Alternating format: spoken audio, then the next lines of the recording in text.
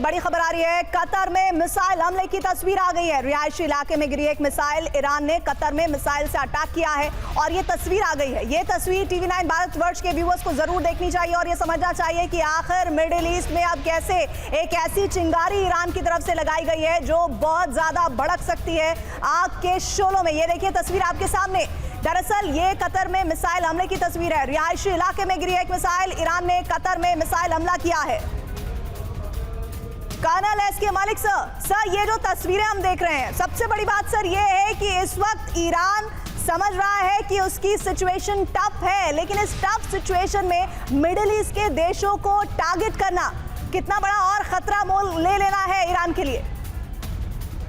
Ma'am, problem ये है कि इस टाइम ईरान के सामने ऐसी सिचुएशन है कि ईरान को जवाब देना है, और ईरान को जवाब देना है तो अमेरिका अगेंस्ट में वो कहाँ हिट करे, कहाँ टारगेट चूज करे। इजराइल को वो पहले से हिट कर रहा है, लेकिन अमेरिका को मैसेज देने के लिए, अपने अवाम को मैसेज देने के लिए उसको अमेरिकन टारगेट चूज करने होंगे, और सबके सभी अमेरिकन टारगेट सारे मिडिल ईस्ट कंट्रीज के अंदर है। अब उसकी मजबूरी हो जाती है कि वो उन टारगेट्स को चूज करेगा जहां की इजी है। अब वो यहां से लेकर यूएस के अंदर टारगेट नहीं कर सकता है।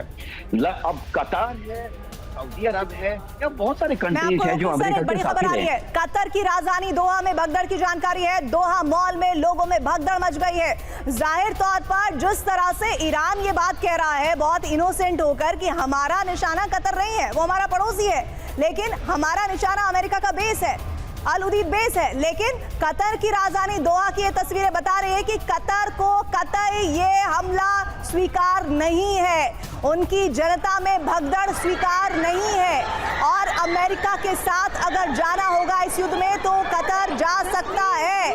और अभी तक का तो स्टेटमेंट ये बता रहा है कतर का। ये देखिए किस तरह की भगदड़ की तस्वीरें, कैसे ईरान इस भगदड़ को कतर के सामने जस्टिफाई करेगा।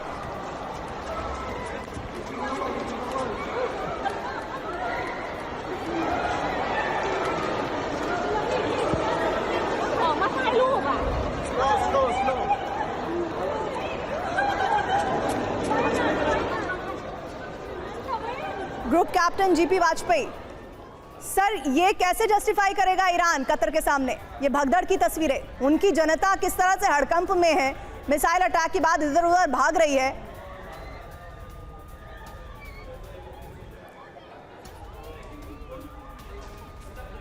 वाजपेयी सर,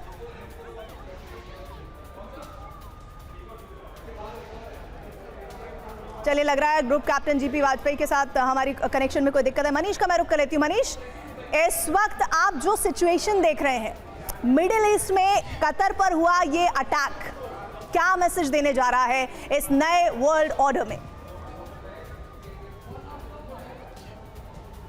देखिए, कतर एक ऐसा मुल्क है जो अपने आप को नए ज़माने का स्विट्ज़रलैंड कहा करता था। उसके हर देशों से दोस्ती, हर संगठन से दोस्ती, हमास से दोस्ती, तालिबान से दोस्ती, हूती से दोस्ती, हिजबुल्लाह से दोस्ती, ईरान से दोस्ती, अफगानिस्तान से दोस्ती, अमेरिका से दोस्ती, यूरोप से दोस्ती, इजराइल से दोस्ती, और इस बीच में कतर ने खूब पैसा कमाया। कतर खूब धनी देश बन गया, लेकिन इन सब के बाद भी ईरान ने उस पर हमला किया। तो यहाँ से समझने की ज़रूरत है कि कतर दरअसल अमेरिका का एक नया राज्य है। आप इसे इस रूप में समझिए। कतर, सऊदी अरब, संयुक्त अरब अमीरात, ये सब इसी दिन का इंतजार कर रहे थे कि वो दिन आएगा जब अमेरिका की अगुवाई में ईरान के खिलाफ जंग शुरू होगी, और उस वक्त अमेरिका और इजराइल के साथ ये सब देश आएंगे। मैं आपको एक बात बता दूं, चूंकि TV9 के करोड़ों दर्शक इस वक्त देख रहे हैं, भारत में भी बहुत लोग जानना चाहते होंगे कि मध्य पूर्व के तमाम देशों का क्या स्टैंड होगा, क्या रुख होगा।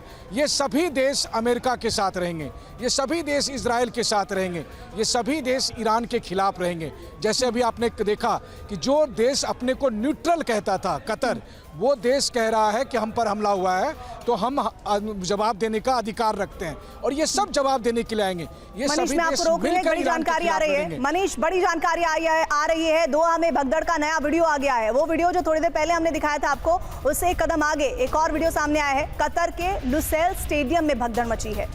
देखिए, अभी तक जो ईरान ये कह रहा है कि हमने एयरबेस को टारगेट किया है, जानकारी है कि उसने 9 मिसाइलें अमेरिकी बेस पर दागी हैं। और ये देखिए कतर के लुसेल स्टेडियम में भगदड़ की तस्वीरें। उससे पहले हमने आपको मॉल की तस्वीरें दिखाई थी जहां पर भगदड़ हो रही थी, और अब दोहा में भगदड़ का ये लेटेस्ट वीडियो है।